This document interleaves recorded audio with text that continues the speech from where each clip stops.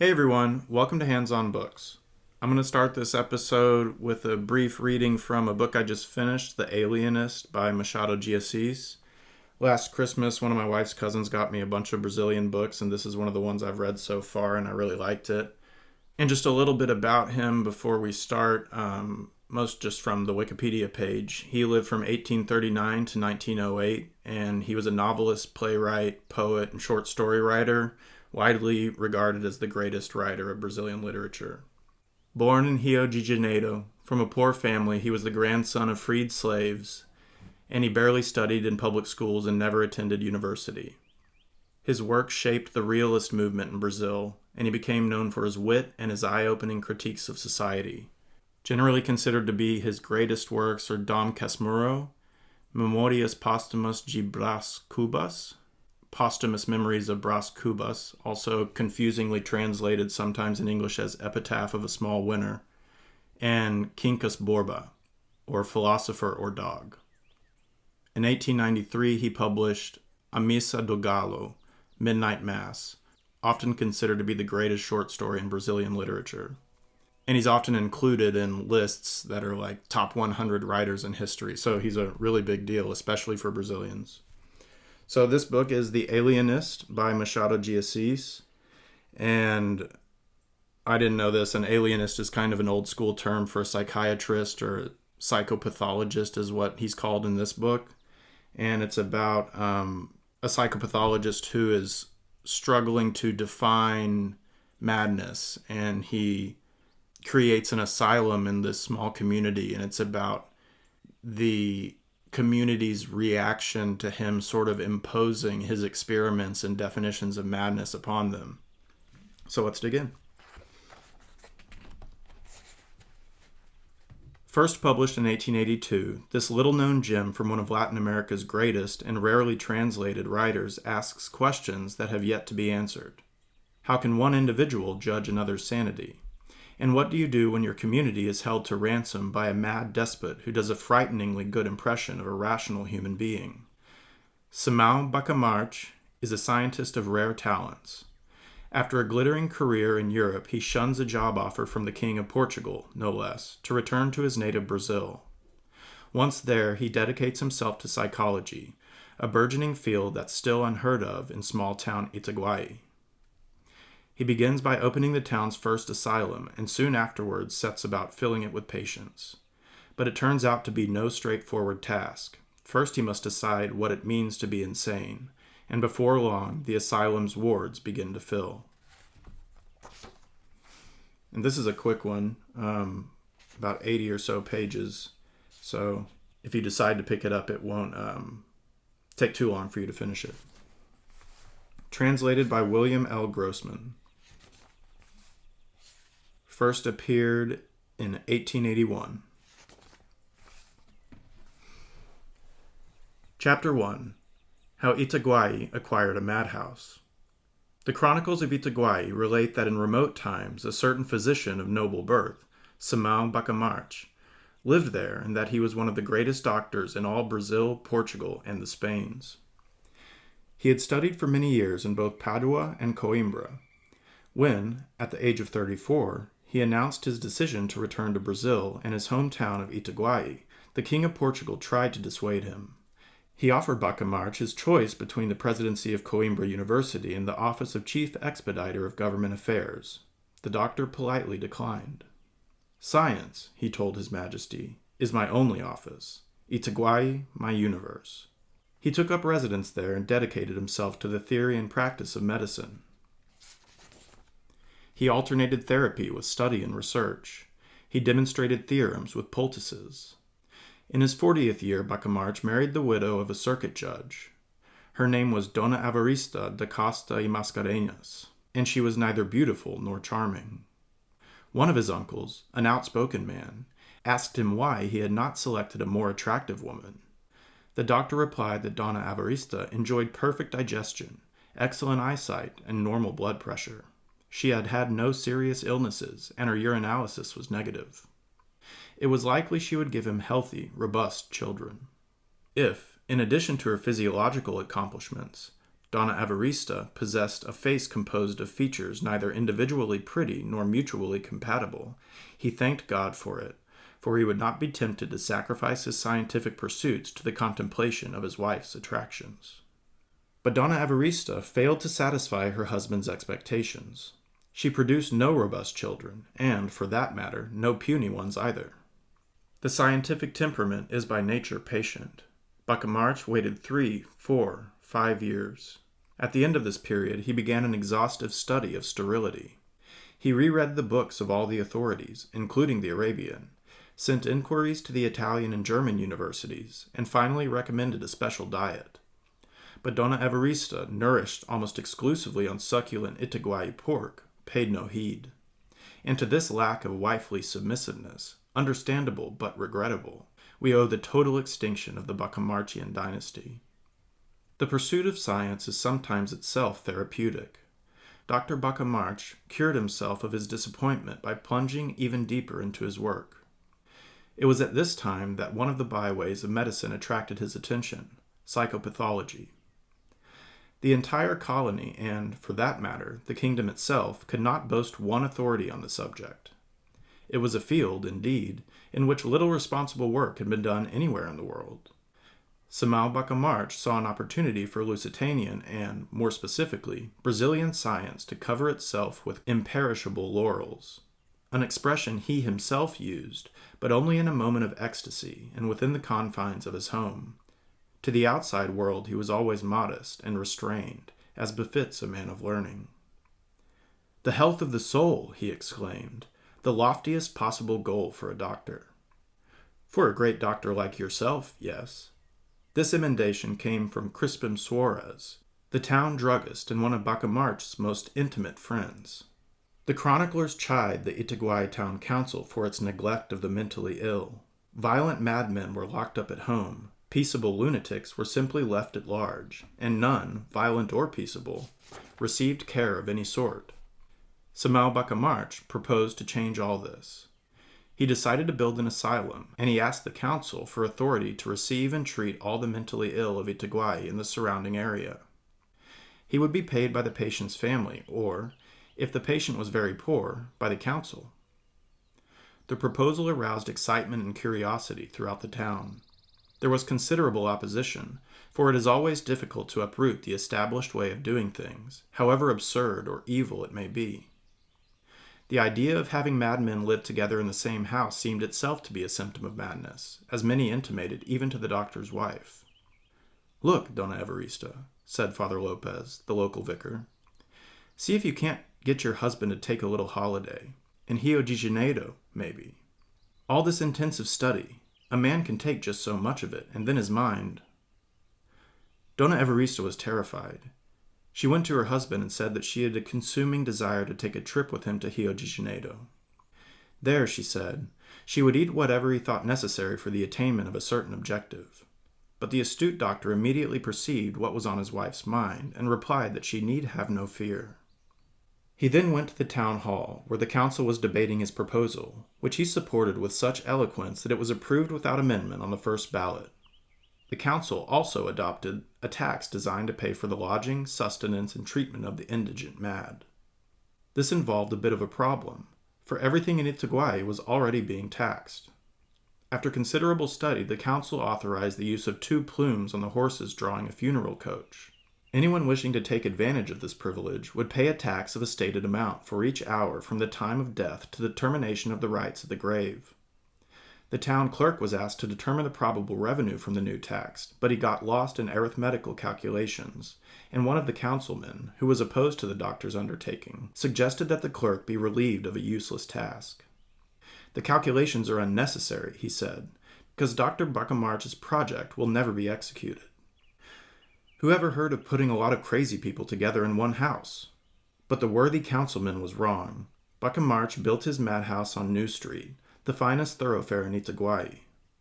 The building had a courtyard in the center and 200 cubicles, each with 1 window.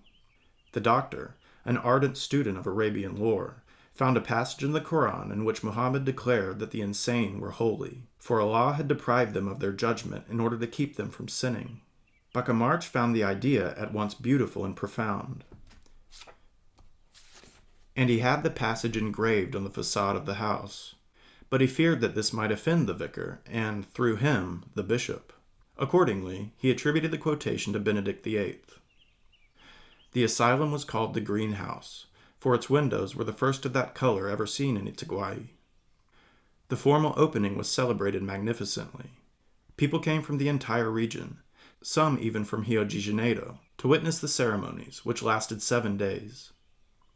Some patients had already been admitted, and their relatives took advantage of this opportunity to observe the paternal care and Christian charity with which they were treated. Donna Evarista, delighted by her husband's glory, covered herself with silks, jewels, and flowers. She was a real queen during those memorable days. Everyone came to visit her 2 or 3 times. People not only paid court to her, but praised her for, and this fact does great honor to the society of the time, they thought of Donna Evarista in terms of the lofty spirit and prestige of her husband. They envied her, to be sure, but with the noble and blessed envy of admiration. So yeah, this book also has a great narrative voice where you find yourself constantly disagreeing with the narrator. Like, he's always taking the side of Bacamarch, like supporting him and talking him up when it's very intentional that Assis once expects you to take the opposite angle. So all in all, a really fun book, and my first experience of one of Brazil's greatest authors. Now let's open some books.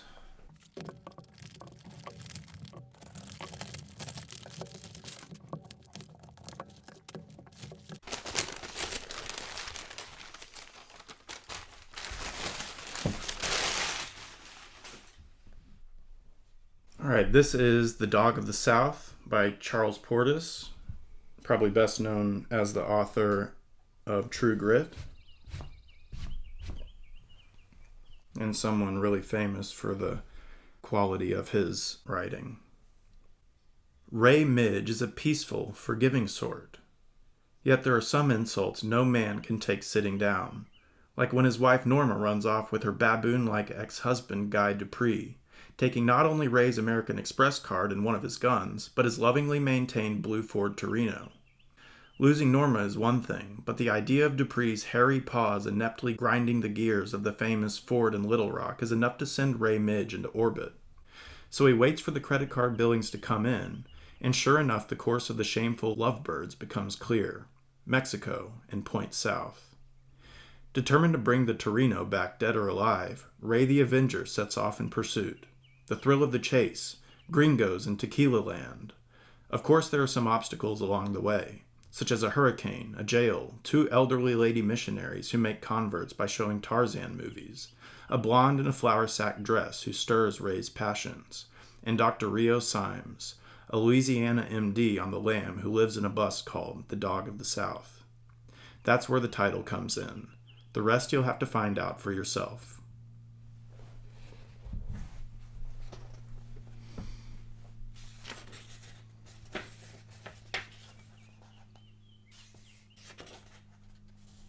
Originally published in 1979.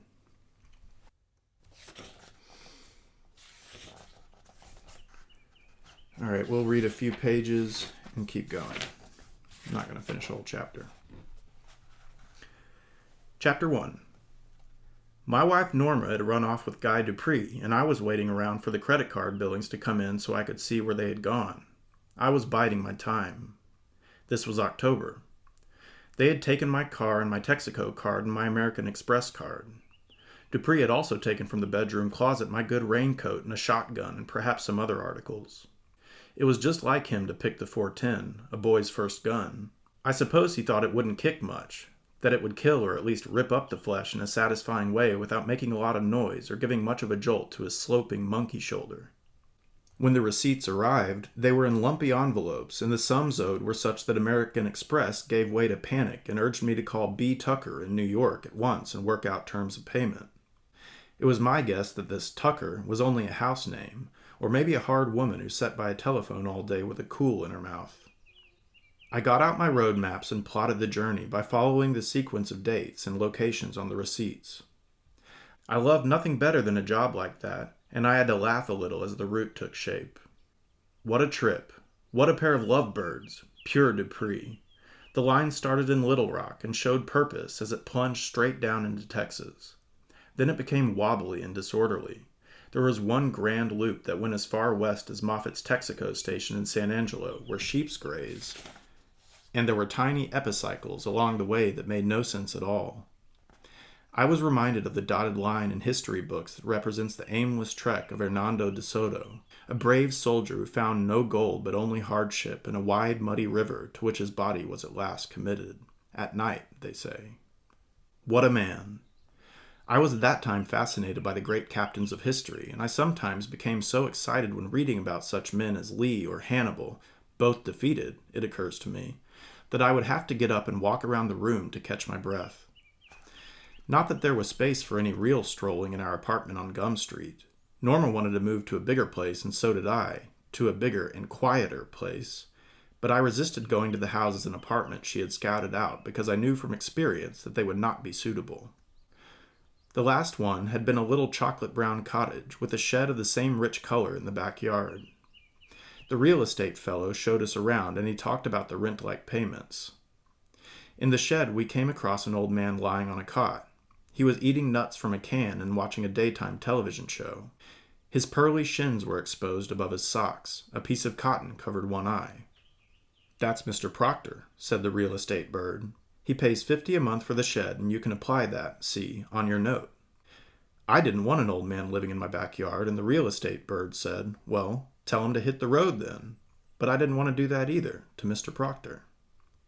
The truth was, we couldn't afford a house, not even this cottage, living on my father's charity as we were, and Norma either could not or would not find an apartment with thick walls made of honest plaster. I had specified this as against the modern drywall material, which not only conducts sound readily, but in many cases seems to amplify it. I should have paid more attention to Norma. I should have talked to her and listened to her, but I didn't do it. A timely word here and there might have worked wonders.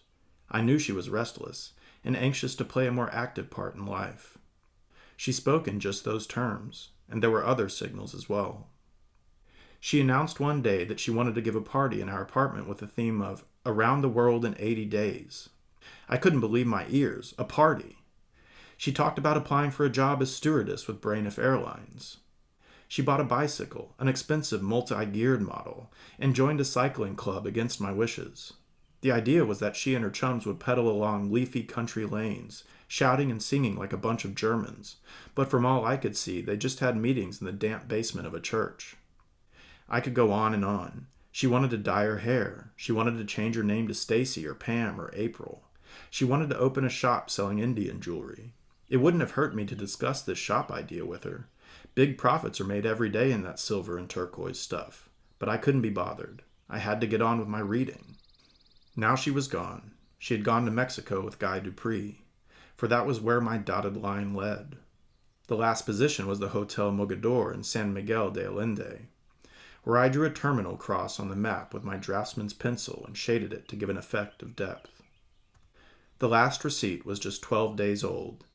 Our Mexican friends have a reputation for putting things off until another day, and for taking long naps, but there had been no snoozing over this bill. I looked at Dupree's contemptuous approximation of my signature on the receipt. On some of the others he had signed, Mr. Smart Shopper and Wallace Fard. Here he was then, cruising the deserts of Mexico in my Ford Torino with my wife and my credit cards and his black-tongued dog.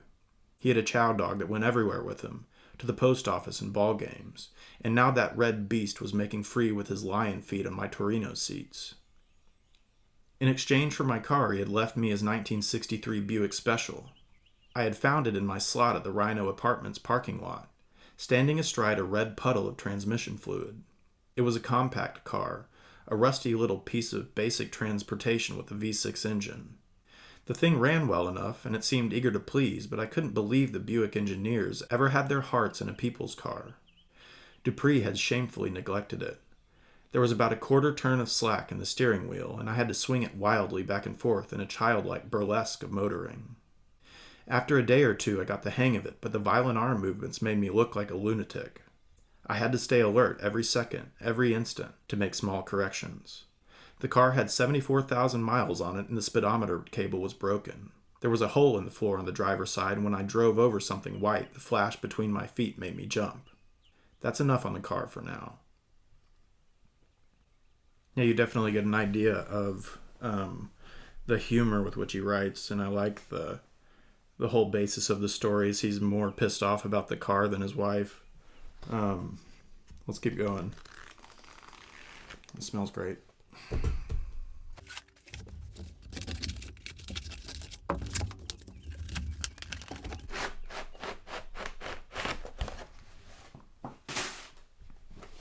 Elucidating Tathagatagarbha by Master Tam Shek-wing. I barely remember ordering this one.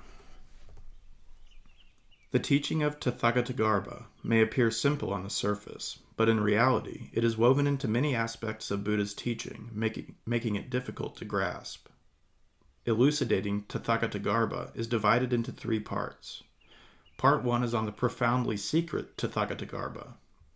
It is written for lay readers. Beginners and non-Buddhists can make use of it as a guide to understand worldly affairs from the Vajrayana perspective.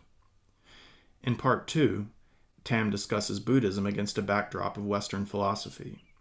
Philosophy offers a number of examples illustrating practical applications of the Tathagatagarbha teaching. Many consider Buddhism as a way to retreat from the world, when in fact there is an interplay of our everyday affairs and their transcendence, making them inseparable. In this way, Tathagatagarbha is like a great philosophy. Through its application, one cultivates the practical, worldly, and wisdom, transcendent merits.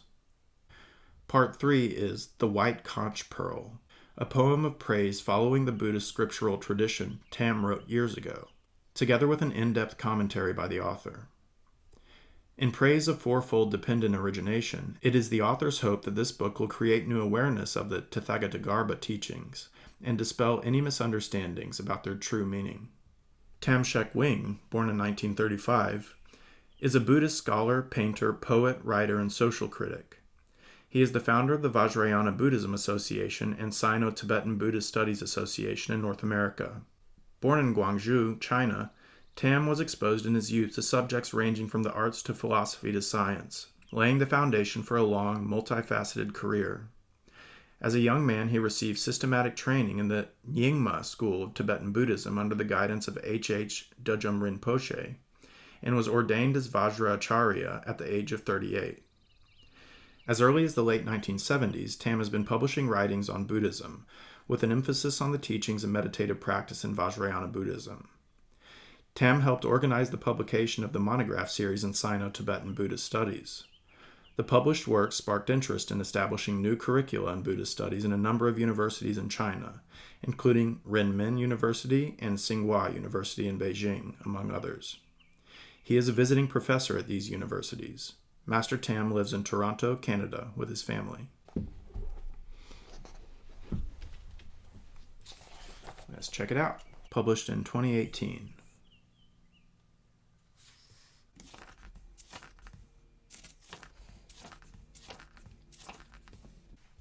All right, I'll read a little bit from the short foreword here. It was early summer when I started writing this book.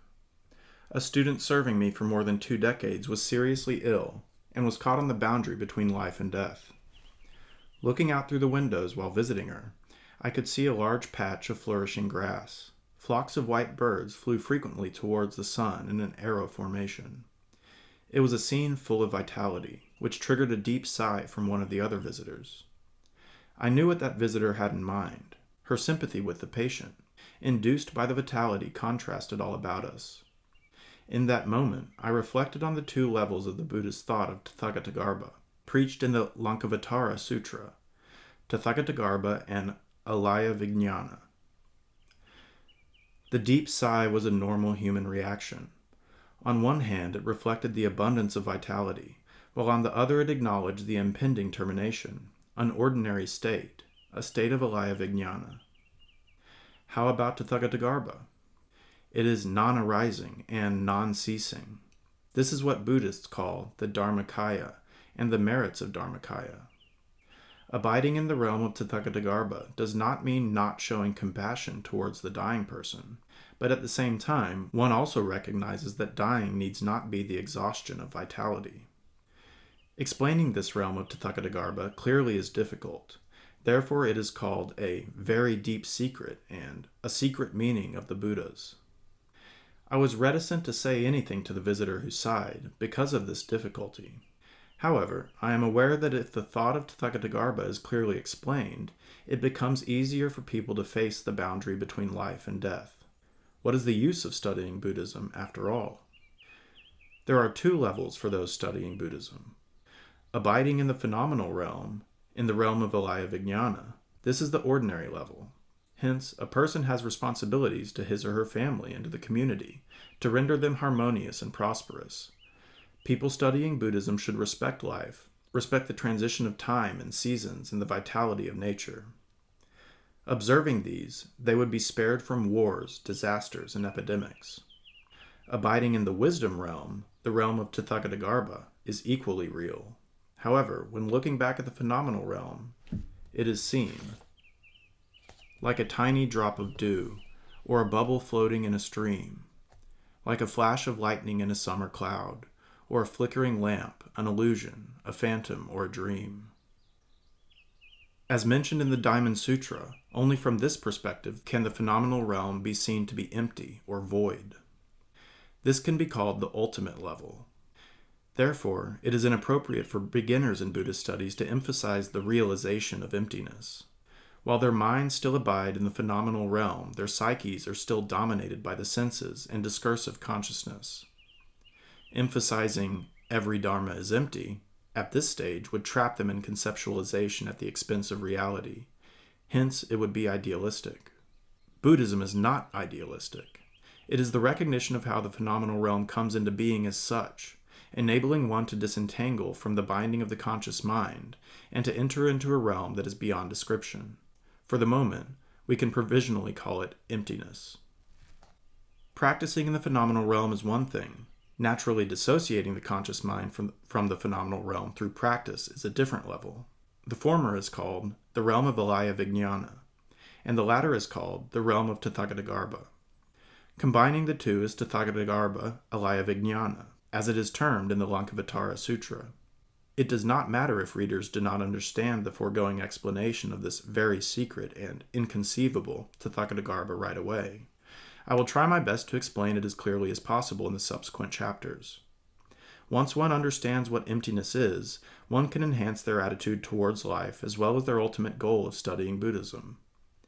Consequently, through this psychological transformation, the person will fall into neither attachment nor nihilism, but will have freedom from psychological stress.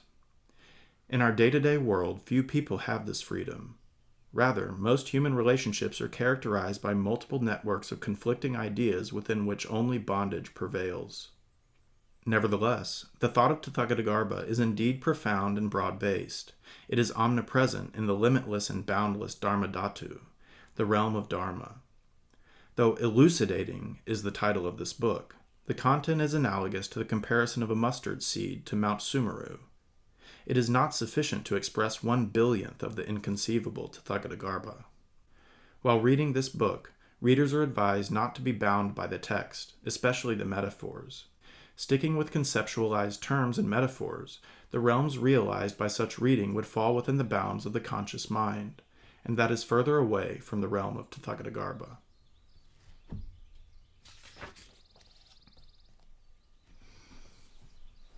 Chapter 1, Section 1. What is Tathagatagarbha? A metaphor. I like to use the TV screen as a metaphor for understanding Tathagatagarbha.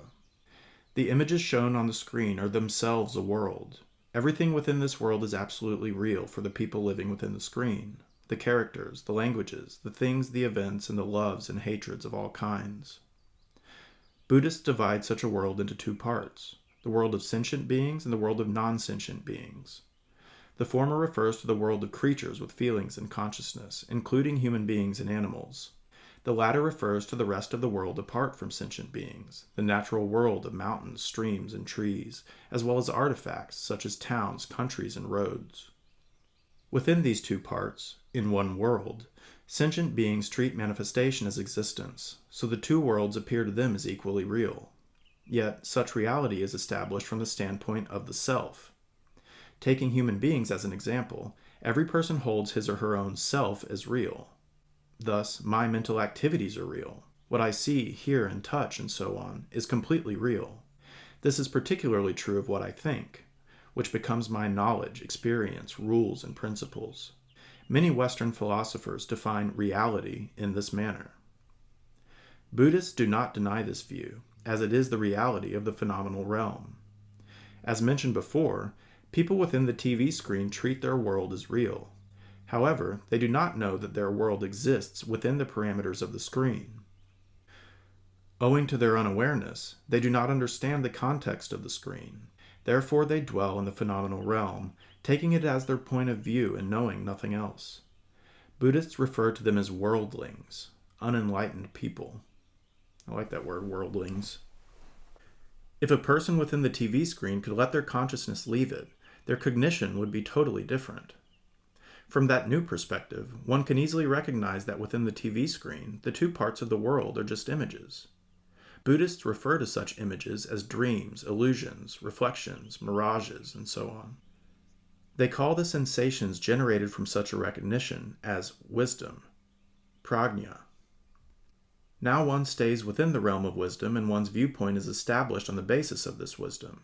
Besides being cognizant of the two, one knows of the TV screen and is fully aware that it is necessarily imbued with the function of showing images. Buddhists refer to such a TV screen in this metaphor as a realm, called the Tathagatagarbha, and to the function of this screen as the Buddha's great compassion, called the merit of the Tathagatagarbha. All realms of consciousness, i.e., all worldly phenomena, are established on the basis of the merit of the Tathagatagarbha, just as the appearance of the images on the screen must rely on the function of the TV screen. As such, the Dharmakaya of Tathagata is not a thing. We resort to calling it a state or a realm. Such a realm, according to the Lankavatara Sutra, is named as the wisdom realm of the Buddha's inner self-realization. Whoever attains Buddhahood would abide in the same wisdom realm. It is called the Dharmakaya just for our ease of understanding. Yet, why did Shakyamuni appear as an individual? It was because he still lived within the phenomenal realm. Within this realm, all objects, alive or otherwise, must manifest as individuals. Therefore, Shakyamuni was a Nirmanakaya, appearance Buddha. The phenomenal realm in which he stayed was named the Nirmanaksetra, realm of Nirmanakaya, while his Dharmakaya, inner wisdom realm of self-realization, is also a realm. Furthermore, the Buddhas in the Pure Land, or Sukhavati, also established themselves as individuals. For example, the Buddha of the Western Paradise, Amitabha, aka Amitayus, the Buddha of unlimited longevity, stays with his consorts in the phenomenal realm. Hence, in the Pure Land of extreme bliss, there are 6 kinds of light, 7 pools of treasures, 8 waters of merit, and so on, all of which manifest within realms of consciousness, without which cognition they cannot be established. In order to distinguish this Pure Land from the realm of Nirmanakaya, this phenomenal realm is called the realm of Sambhogakaya, the reward body, and Amitabha is called a Sambhogakaya Buddha. Grouped under the rubric of Rupakaya, form bodies, Nirmanakaya and Sambhogakaya are manifested as individuals in contrast to Dharmakaya, which remains as a realm. Above all, the realm of Dharmakaya cannot be perceived and known by people in the phenomenal realm. This is what the Diamond Sutra says. Should anyone, looking at an image or likeness of the Buddha, claim to know the Buddha and worship him, that person would be mistaken, not knowing the true Buddha. Matter, rupa, and energy, image or likeness, quoted above, are objects of the phenomenal realm and therefore cannot reach the Tathagata Dharmakaya, which transcends them. That is to say, the Tathagata Dharmakaya cannot be cognized by people staying in the phenomenal world using the conscious mind. That is why it is called inconceivable. Conceiving and discussing are mental activities at a level different from the realm that transcends the ordinary conscious mind. This inconceivable Dharmakaya, together with the merit of the Dharmakaya, like the TV screen together with its function in our opening metaphor, is called the Tathagatagarbha. It cannot manifest itself in the phenomenal realm, but it can exist. Hence, for unenlightened people, those staying in the phenomenal realm, it can be explained as the manifestation of the Buddha's inner self-realization wisdom realm by means of the phenomenal realm. In our metaphor, it is equivalent to saying that the TV screen and its function arise by merit of their images. In the Lankavatara Sutra, it explains the alaya vijnana as the root of the phenomenal world, saying, the Tathagatagarbha is known as the alaya vijnana, or the known as alaya vijnana's Tathagatagarbha. Now, we have explained clearly what Tathagatagarbha is through our metaphor. In Buddhist terms, it is the Tathagatadharmakaya and the merit of Tathagatadharmakaya. A more popular explanation is the Buddha's inner self-realization wisdom realm and its function, which brings us to an explanation of its function, the merit of the Tathagatadharmakaya. Pretty intense stuff. Let's go ahead and open one more book.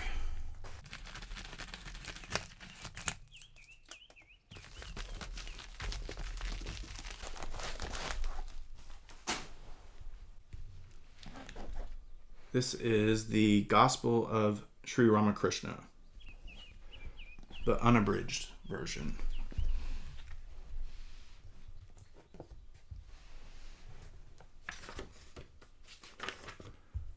This looks like it's in perfect condition. Awesome. Originally recorded in Bengali by M., a disciple of the Master.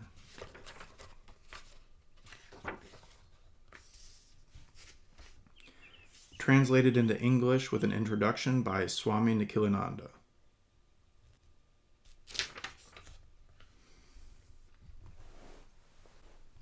All right, we'll start with the foreword by Aldous Huxley. In the history of the arts, genius is a thing of very rare occurrence. Rarer still, however, are the competent reporters and recorders of that genius. The world has had many hundreds of admirable poets and philosophers, but of these hundreds, only a few have had the fortune to attract a Boswell or an Eckermann. When we leave the field of art for that of spiritual religion, the scarcity of competent reporters becomes even more strongly marked. Of the day-to-day life of the great theocentric saints and contemplatives we know, in the great majority of cases, nothing whatever. Many, it is true, have recorded their doctrines and writings, and a few, such as St. Augustine, Suso, and St. Teresa, have left us autobiographies of the greatest value. But all doctrinal writing is in some measure formal and impersonal, while the autobiographer tends to omit what he regards as trifling matters and suffers from the further disadvantage of being unable to say how he strikes other people and in what way he affects their lives. Moreover, some saints have left neither writings nor self-portraits, and for a knowledge of their lives, their characters, and their teachings, we are forced to rely upon the records made by their disciples who, in most cases, have proved themselves singularly incompetent as reporters and biographers. Hence the special interest attaching to this enormously detailed account of the daily life and conversations of Sri Ramakrishna. M., as the author modestly styles himself, was peculiarly qualified for his task. To a reverent love for his master, to a deep and experiential knowledge of that master's teachings, he added a prodigious memory for the small happenings of each day and a happy gift for recording them in an interesting and realistic way. Making good use of his natural gifts and of the circumstances in which he found himself, M. produced a book unique, so far as my knowledge goes, in the history of hagiography. No other saint has had so able and indefatigable a Boswell. Never have the small events of a contemplative's daily life been described with such a wealth of intimate detail. Never have the casual and unstudied utterances of a great religious teacher been set down with so minute a fidelity. To Western readers, it is true, this fidelity and this wealth of detail are sometimes a trifle disconcerting, for the social, religious, and intellectual frames of reference within which Sri Ramakrishna did his thinking and expressed his feelings were entirely Indian. But after the few surprises and bewilderments, we begin to find something peculiarly stimulating and instructive about the very strangeness and, to our eyes, the eccentricity of a man revealed to us in M's narrative.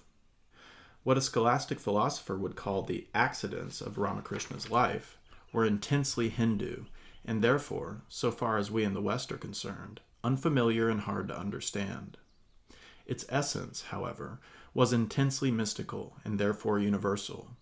To read through these conversations in which mystical doctrine alternates with an unfamiliar kind of humor, and where discussions of the oddest aspects of Hindu mythology give place to the most profound and subtle utterances about the nature of ultimate reality, it is in itself a liberal education in humility, tolerance, and suspense of judgment. We must be grateful to the translator for his excellent version of a book so curious and delightful as a biographical document, so precious at the same time, for what it teaches us of the life and of the spirit. Aldous Huxley. And the preface. The Gospel of Sri Ramakrishna is the English translation of the Sri Ramakrishna Kathamrita, the conversations of Sri Ramakrishna with his disciples, devotees, and visitors, recorded by Mahendranath Gupta, who wrote the book under the pseudonym of M. The conversations in Bengali fill 5 volumes, the first of which was published in 1897, and the last shortly after M's death in 1932. Sri Ramakrishna Math, Madras, has published in 2 volumes an English translation of selected chapters from the monumental Bengali work. I have consulted these while preparing my translation. M., one of the intimate disciples of Sri Ramakrishna, was present during all the conversations recorded in the main body of the book and noted them down in his diary. They therefore have the value of almost stenographic records. In Appendix A are given several conversations which took place in the absence of M, but of which he received a first-hand record from persons concerned. The conversations will bring before the mind an intimate picture of the Master's eventful life from March 1882 to April 24, 1886, only a few months before his passing away. During this period, he came in contact chiefly with English-educated Bengalis. From among them, he selected his disciples and the bearers of his message, and with them he shared his rich spiritual experiences. I have made a literal translation, omitting a very few pages of no particular interest to English-speaking readers. Often literary grace has been sacrificed for the sake of literal translation. No translation can do full justice to the original. This difficulty is all the more felt in the present work, whose contents are of a deep mystical nature and describe the inner experiences of a great seer. Human language is an altogether inadequate vehicle to express supersensuous perception. Sri Ramakrishna was almost illiterate. He never clothed his thoughts in formal language. His words sought to convey his direct realization of truth. His conversation was in a village patois. Therein lies its charm. In order to explain to his listeners an abstruse philosophy, he, like Christ before him, used with telling effect homely parables and illustrations, culled from his observation of the daily life around him. The reader will find mentioned in this work many visions and experiences that fall outside the ken of physical science and even psychology. With the development of modern knowledge, the borderline between the natural and the supernatural is ever shifting its position. Genuine mystical experiences are not as suspect now as they were half a century ago. The words of Sri Ramakrishna have already exerted a tremendous influence in the land of his birth. Savants of Europe have found in his words the ring of universal truth. But these words were not the product of intellectual cogitation. They were rooted in direct experience. Hence, to students of religion, psychology, and physical science, these experiences of the Master are of immense value for the understanding of religious phenomena in general. No doubt Sri Ramakrishna was a Hindu of the Hindus, yet his experiences transcended the limits of the dogmas and creeds of Hinduism. Mystics of religions other than Hinduism will find in Sri Ramakrishna's experiences a corroboration of the experiences of their own prophets and seers. And this is very important today for the resuscitation of religious values. The skeptical reader may pass by the supernatural experiences. He will yet find in the book enough material to provoke his serious thought and solve many of his spiritual problems. There are repetitions of teachings and parables in the book. I have kept them purposely. They have their charm and usefulness, repeated as they were in different settings. Repetition is unavoidable in a work of this kind. In the first place, different seekers come to a religious teacher with questions of more or less identical nature. Hence, the answers will be of more or less identical pattern. Besides, the religious teachers of all times and climes have tried, by means of repetition, to hammer truths into the stony soil of the recalcitrant human mind.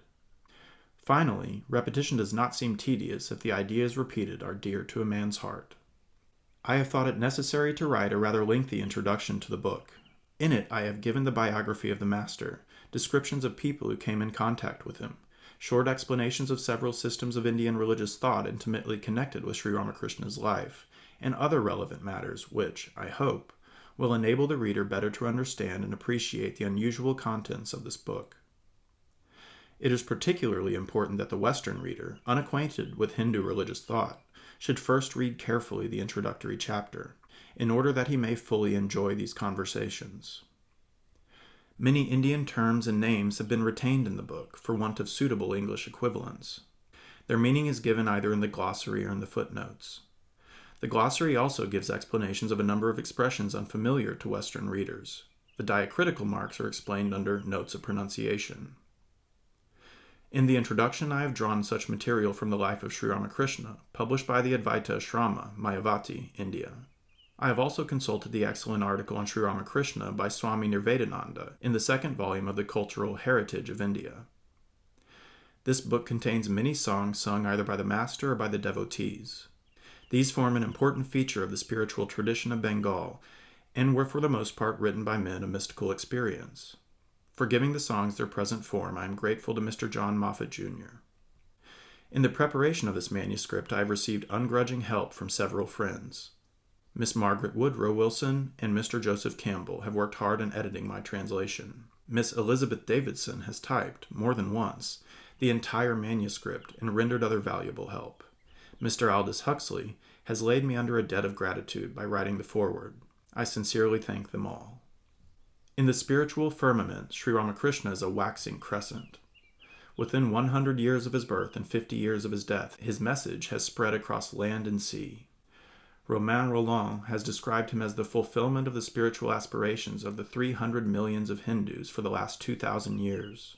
Mahatma Gandhi has written, quote, "His life enables us to see God face to face. Ramakrishna was a living embodiment of godliness." End quote. He is being recognized as a compeer of Krishna, Buddha, and Christ.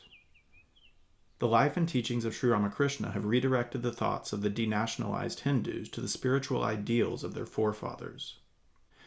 During the latter part of the 19th century, his was the time-honored role of the savior of the eternal religion of the Hindus. His teachings played an important role in liberalizing the minds of orthodox pundits and hermits. Even now, he is the silent force that is molding the spiritual destiny of India. His great disciple, Swami Vivekananda, was the first Hindu missionary to preach the message of Indian culture to the enlightened minds of Europe and America. The full consequence of Swami Vivekananda's work is still in the womb of the future. May this translation of the first book of its kind in the religious history of the world, being the record of the direct words of a prophet, help stricken humanity to come nearer to the eternal verity of life and remove dissension and quarrel from among the different faiths. May it enable seekers of truth to grasp the subtle laws of the supersensuous realm, and unfold before man's restricted vision the spiritual foundation of the universe, the unity of existence, and the divinity of the soul. By Nikhilinanda.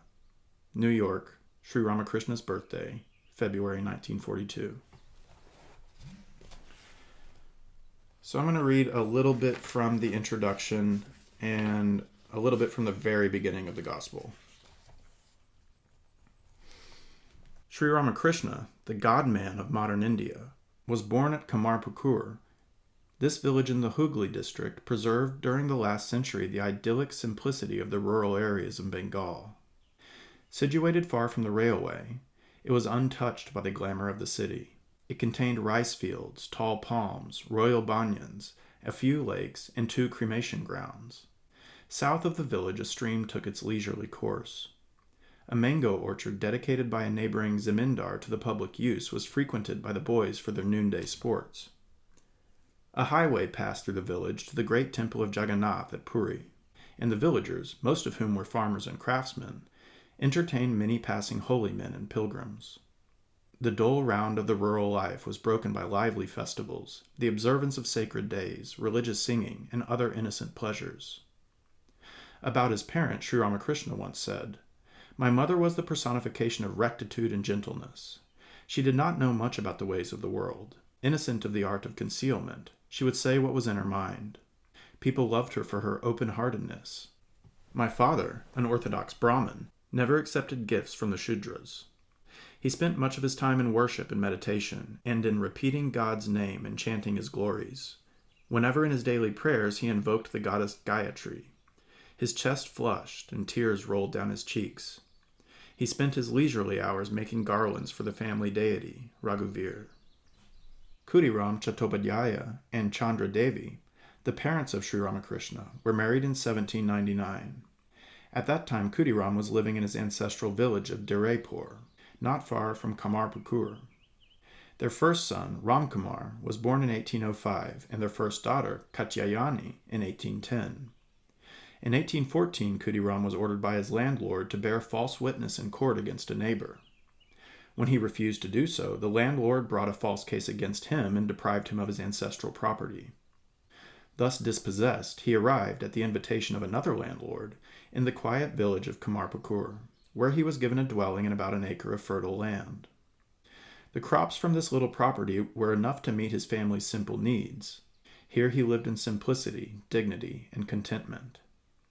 10 years after his coming to Kamarpukur, Khudiram made a pilgrimage on foot to Rameshwar, at the southern extremity of India. 2 years later was born his second son, who he named Rameswar. Again in 1835, at the age of 60, he made a pilgrimage, this time to Gaya. Here, from ancient times, Hindus had come from the four corners of India to discharge their duties to their departed ancestors, by offering them food and drink at the sacred footprint of the Lord Vishnu. At this holy place, Khudiram had a dream in which the Lord Vishnu promised to be born as his son, and Chandra Devi, too, in front of the Shiva temple at Kamarpukur, had a vision indicating the birth of a divine child. Upon his return, the husband found that she had conceived. It was on February 18, 1836, that the child, to be known afterwards as Ramakrishna, was born. In memory of the dream at Gaya, he was given the name of Gadadhar, the bearer of the mace, an epithet of Vishnu. 3 years later, a little sister was born. So I'm going to skip ahead here to a different part of the introduction that talks about Ramakrishna's experimentation, I guess you could say, with other religions, because one of the most attractive things to me about him is his pluralism. So here's a section on Islam. Toward the end of 1866, he began to practice the disciplines of Islam. Under the direction of his Musulman guru, he abandoned himself to his new sadhana. He dressed as a Musulman and repeated the name of Allah. His prayers took the form of the Islamic devotions. He forgot the Hindu gods and goddesses, even Kali, and gave up visiting the temples. He took up his residence outside the temple precincts. After 3 days, he saw the vision of a radiant figure, perhaps Muhammad. This figure gently approached him and finally lost himself in Sri Ramakrishna. Thus he realized the Musulman God. Thence he passed into communion with Brahman. The mighty river of Islam also led him back to the ocean of the Absolute.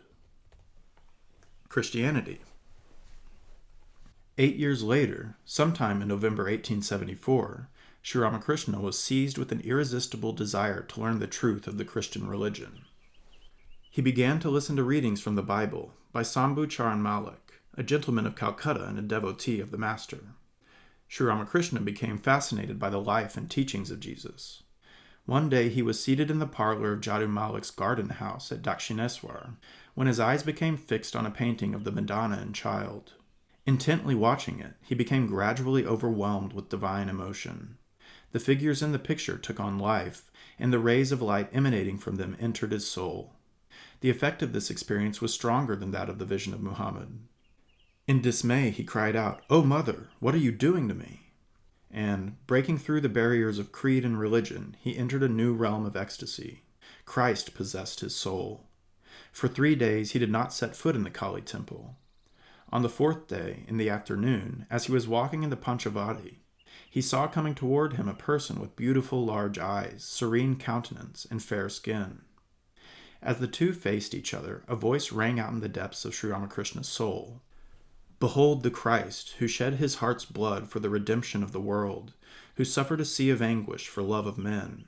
It is he, the Master Yogi, who is in eternal union with God. It is Jesus, love incarnate.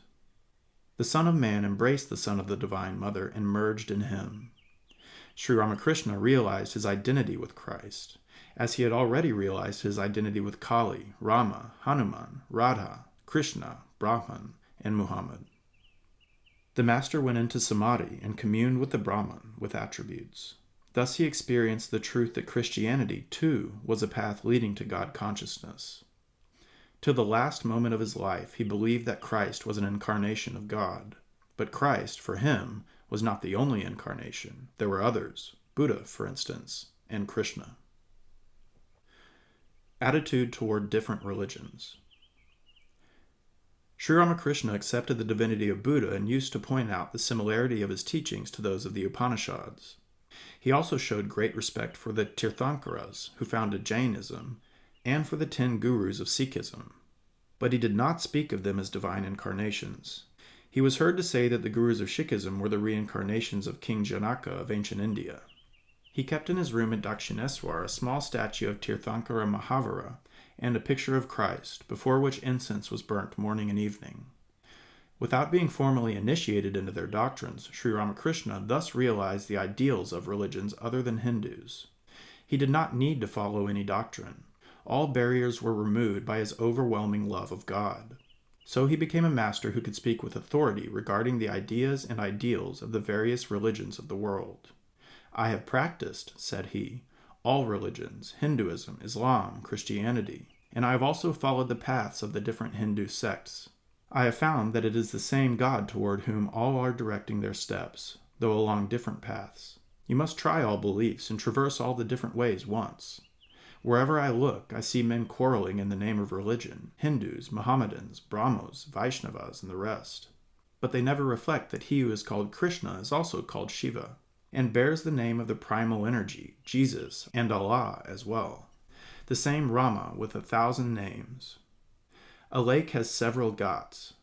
At one, the Hindu takes water in pitchers and call it a jal. At another, the Mussulmans take water in leather bags and call it pani. At a third, the Christians call it water. Can we imagine that it is not jal, but only pani or water? How ridiculous! The substance is one under different names, and everyone is seeking the same substance. Only climate, temperament, and name create differences. Let each man follow his own path. If he sincerely and ardently wishes to know God, peace be unto him, he will surely realize him. In 1867, Sri Ramakrishna returned to Kamarkapur to recuperate from the effect of his austerities. The peaceful countryside, the simple and artless companions of his boyhood, and the pure air did him much good. The villagers were happy to get back their playful, frank, witty, kind-hearted, and truthful Gadadhar, though they did not fail to notice the great change that had come over him during his years in Calcutta. His wife, Sarada Devi, now 14 years old, soon arrived at Kamarpur. Her spiritual development was much beyond her age, and she was able to understand immediately her husband's state of mind. She became eager to learn from him about God and to live with him as his attendant. The Master accepted her cheerfully, both as his disciple and as his spiritual companion. Referring to the experiences of these few days, she once said, "I used to feel always as if a pitcher full of bliss were placed in my heart. The joy was indescribable." Now, a little bit from the very beginning of the Gospel. Master and Disciple, February 1882. It was on a Sunday in spring, a few days after Sri Ramakrishna's birthday, that M met him for the first time. Sri Ramakrishna lived at the Kalibari, the temple garden of Mother Kali, on the bank of the Ganges at Dakshineswar. M, being at leisure on Sundays, had gone with his friend Sidhu to visit several gardens at Bharanagore. As they were walking in Prasanna Banerjee's garden, Sidhu said, "There is a charming place on the bank of the Ganges where Paramahamsa lives. Should you like to go there?" Im assented, and they started immediately for the Dakshineswar temple garden. They arrived at the main gate at dusk and went straight to Sri Ramakrishna's room, and there they found him seated on a wooden couch facing the east. With a smile on his face, he was talking of God. The room was full of people, all seated on the floor, drinking in his words in deep silence. Im stood there speechless and looked on. It was as if he were standing where all the holy places met, and as if Shukadeva himself were speaking the word of God, or as if Sri Chaitanya were singing the name and glories of the Lord in Puri with Ramananda, Swarup, and the other devotees. Sri Ramakrishna said, "When, hearing the name of Hari or Rama once, you shed tears and your hair stands on end, then you may know for certain that you do not have to perform such devotions as the Sandhya any more. Then only will you have a right to renounce rituals. Or rather, rituals will drop away of themselves. Then it will be enough if you repeat only the name of Rama or Hari, or even simply Om." Continuing, he said, "The Sandhya merges in Gayatri, and the Gayatri merges in Om." Im looked around him with wonder and said to himself, "What a beautiful place! What a charming man! How beautiful his words are! I have no wish to move from the spot." After a few minutes, he thought, "Let me see the place first, and then I'll come back here and sit down." As he left the room with Sidhu, he heard the sweet music of the evening service arising from the temple from gong, bell, drum, and cymbal. He could hear music from the Nahabat, too, at the south end of the garden. The sounds traveled over the Ganges, floating away and losing themselves in the distance. A soft spring wind was blowing, laden with the fragrance of flowers. The moon had just appeared. It was as if nature and man together were preparing for the evening worship. Im and Sidhu visited the 12 Shiva temples, the Radhakanta temple, and the temple of Bhavatarini. And as Im watched the services before the images, his heart was filled with joy. On the way back to Sri Ramakrishna's room, the two friends talked. Sidhu told Im that the temple garden had been founded by Rani Rasmani. He said that God was worshipped there daily as Kali, Krishna, and Shiva, and that within the gates many sadhus and beggars were fed. When they reached Sri Ramakrishna's door again, they found it shut, and Brindi, the maid, standing outside.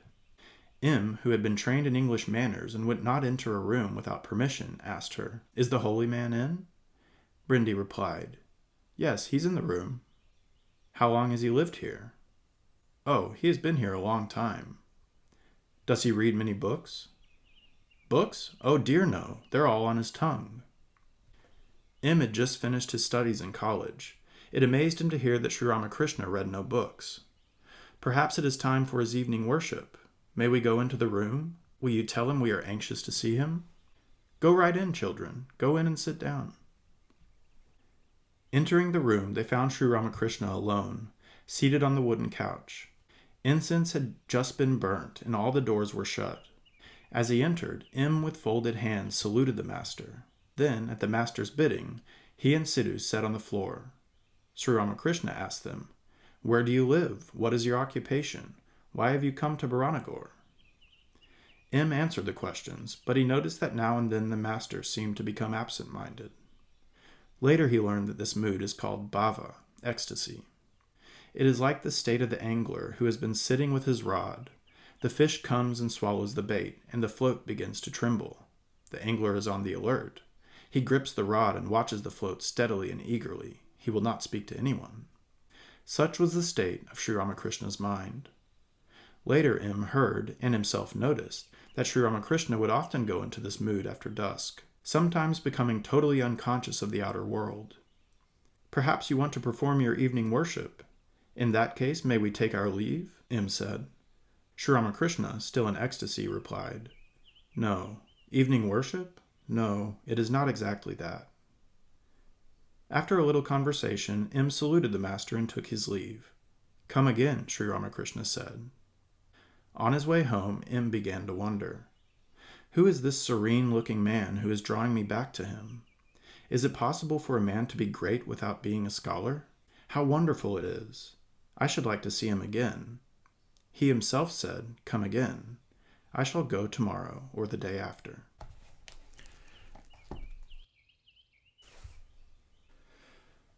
All right, that's going to do it for this episode. I hope you enjoyed it. Maybe you got introduced to some topics or titles that you would want to check out later. Just a brief recap. We covered The Dog of the South by Charles Portis. These were all bought from Abe Books, and this cost $11, including shipping. And Elucidating Tathagatagarbha. This cost $6. And this perfect condition copy of the Gospel of Sri Ramakrishna cost $24. And finally, just a reminder of The Alienist by Machado de Assis. I definitely recommend this novella. It won't take you any time to read, and it's a great introduction to one of the greatest writers in Brazilian literature. Until next time, happy reading.